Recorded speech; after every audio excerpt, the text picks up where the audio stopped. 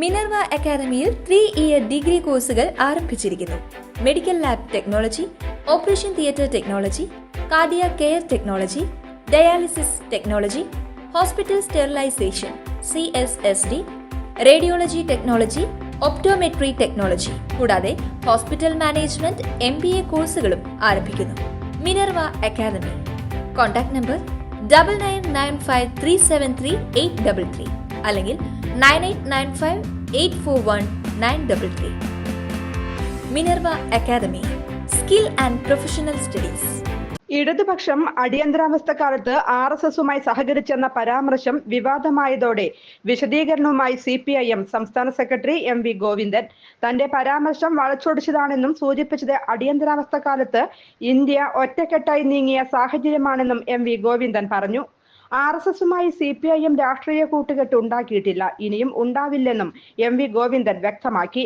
ചരിത്രത്തെ ചരിത്രത്തിന്റെ ഭാഗമായി പഠിക്കണം, അങ്ങനെ കാണാനും തയ്യാറാകണം. അങ്ങനെയല്ലാതെ വരുമ്പോഴാണ് ഇത്തരത്തിലുള്ള പ്രശ്നങ്ങൾ ഉയർത്താനും UDFന് അനുകൂലമായ നിലപാടുകൾ സ്വീകരിക്കാനും മാധ്യമങ്ങൾ തയ്യാറായത്. അടിയന്തരാവസ്ഥ ഫാസിസത്തിന്റെ ഭാഗമായിരുന്നു. പാർലമെന്ററി ജനാധിപത്യ സംവിധാനം പൂർണ്ണമായിട്ട് ഇല്ലായ്മ ചെയ്തു. ജനാധിപത്യ അവകാശങ്ങൾ ഇല്ലായ്മ ചെയ്തു. അടിയന്തരാവസ്ഥ കാലത്ത് ജയിലിൽ കിടന്ന അനുഭവമുള്ളവരാണ് ഇവരെല്ലാം. ആ അർദ്ധ ഫാസിസ്റ്റ് രീതിയിലുള്ള കോൺഗ്രസ് നടപ്പിലാക്കിയ വാഴ്ചയ്ക്കെതിരെ രാഷ്ട്രീയ മുന്നേറ്റം നടന്നു. ആ മുന്നേറ്റത്തിന്റെ ഭാഗമായാണ് വിവിധ പാർട്ടികൾ ചേർന്ന് ജനതാ പാർട്ടി രൂപം കൊണ്ടത്.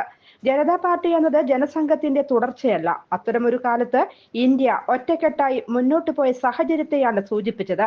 അതിനെയാണ് മാധ്യമങ്ങൾ വളച്ചൊടിച്ചത്.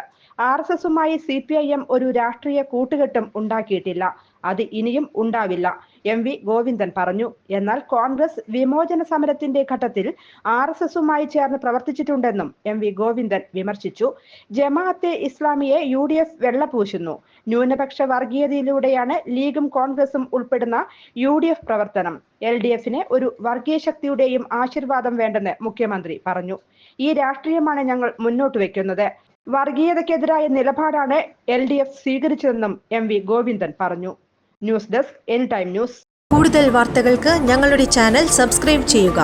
ഫേസ്ബുക്ക് ഫോളോ അപ്പ് ചെയ്യുക. വാർത്തകൾ വേഗത്തിലറിയാൻ എനിടൈം ന്യൂസ്.